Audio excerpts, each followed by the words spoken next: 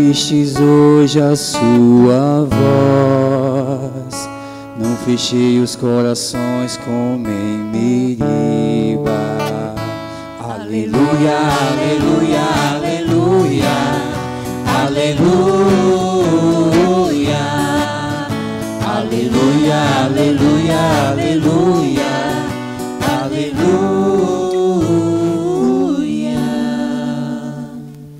O Senhor esteja convosco. Ele está no meio de nós. Proclamação do Evangelho de Jesus Cristo, segundo Lucas. Glória a vós, Senhor.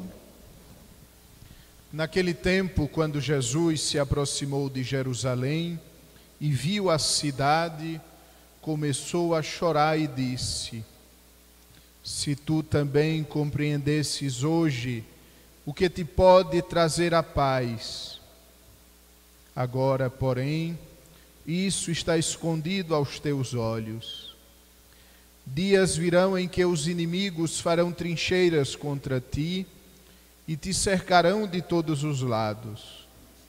Eles esmagarão a ti e a teus filhos, e não deixarão em ti pedra sobre pedra, porque tu não reconheceste o tempo em que foste visitada.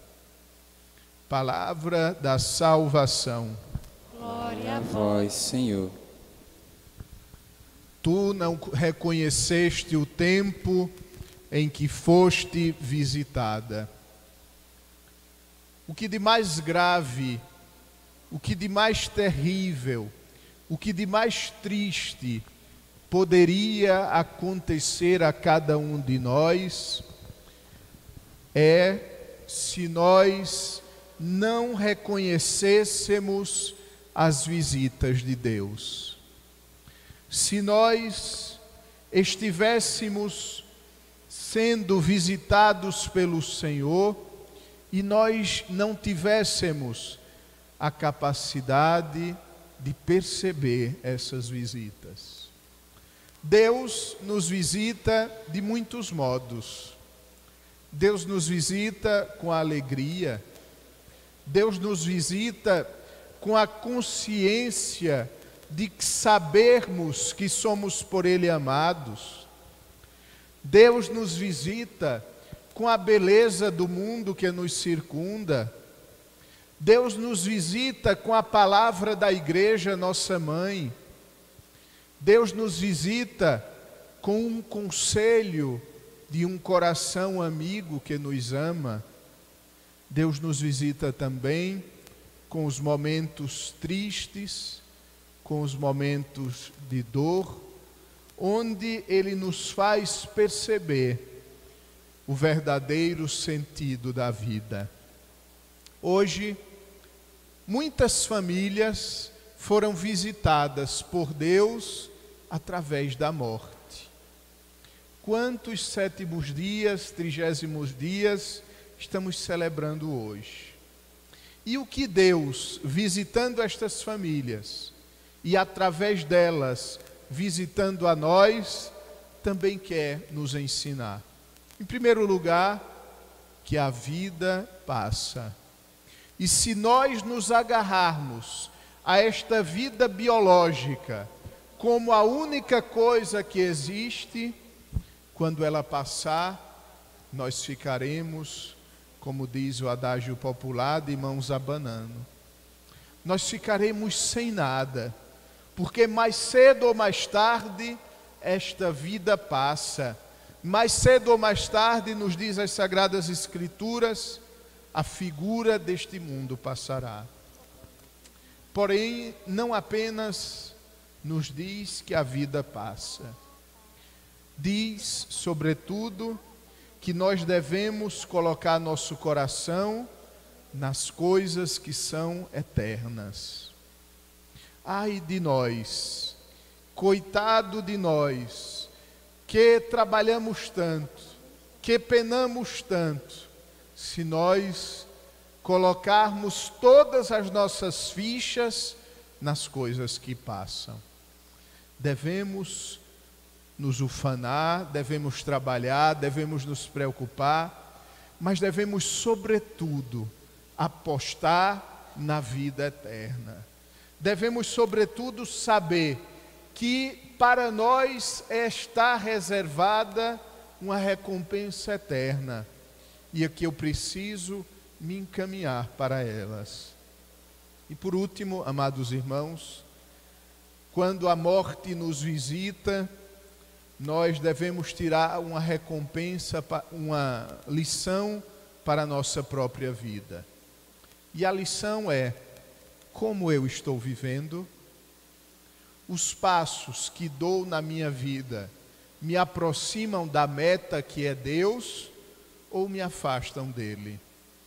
Como está o meu modo de ser no mundo?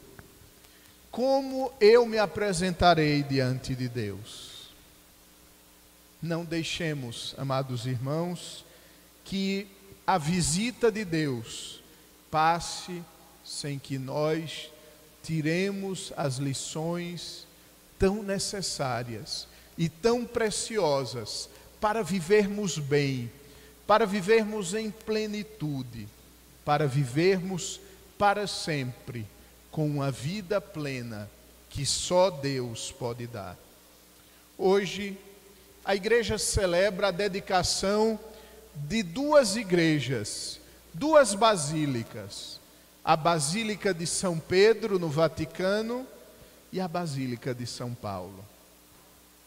E o que esta celebração pode nos ensinar? Não estamos certamente celebrando a inauguração de uma construção, não estamos celebrando o início de atividades de um templo religioso. Estamos celebrando um testemunho, o testemunho de Pedro e Paulo, que morreram porque não poderiam viver sem Jesus. Deram a sua vida como martírio. A palavra martírio significa testemunho. Testemunho de que Cristo vive. Testemunho de que sem o Senhor a vida não passa de uma ilusão. A vida não passa de um triste correr do nada de onde saiu para o nada de onde voltará. Celebrar a Basílica de São Pedro e a Basílica de São Paulo é celebrar o martírio destes dois homens, que são colunas da nossa fé. Mas ainda assim seria pouco, ainda assim seria insuficiente celebrarmos estas duas figuras, como talvez celebramos as figuras históricas do nosso país. Celebrar Pedro e Paulo vai mais além, porque me interpela, porque me pergunta: e eu estou sendo testemunha de Cristo no hoje da história? E eu tenho coragem de dar a minha vida por Jesus nas grandes e nas pequenas coisas? Amados irmãos, às vezes me impressiona. Se entrasse aqui agora alguém armado e dissesse: quem não renegar a Cristo irá morrer. Quem não blasfemar contra o Santíssimo irá morrer. Tenho certeza que todos nós aceitaríamos a morte, porque nós amamos a Cristo. Nas coisas grandes, nós agiríamos também de modo grande, de modo grandioso, e não teríamos medo de misturar o nosso sangue ao sangue de Cristo. E, no entanto, nós, que talvez tivéssemos essa coragem, basta o dia estar um pouco frio para que eu pense duas vezes se vou à missa ou não. Basta dar-se exatamente o contrário. O dia está um pouco quente para que eu pense se vou à missa aquela hora ou em outro momento. Nós teríamos coragem de fazer coisas grandiosas por Deus. E às vezes, nas coisas pequenas e corriqueiras do dia a dia, nós não temos coragem. E a explicação está talvez no fato de que as coisas grandes, talvez nós nunca iremos nos deparar com elas, enquanto as coisas pequenas, todos os dias, nós nos deparamos.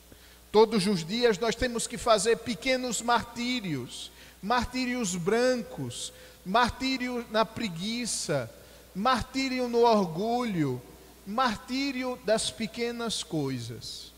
Porém, este martírio pequeno é como o elo de uma corrente, que sozinho significa tão pouco, mas coligado a tantas outras, é capaz de segurar um navio.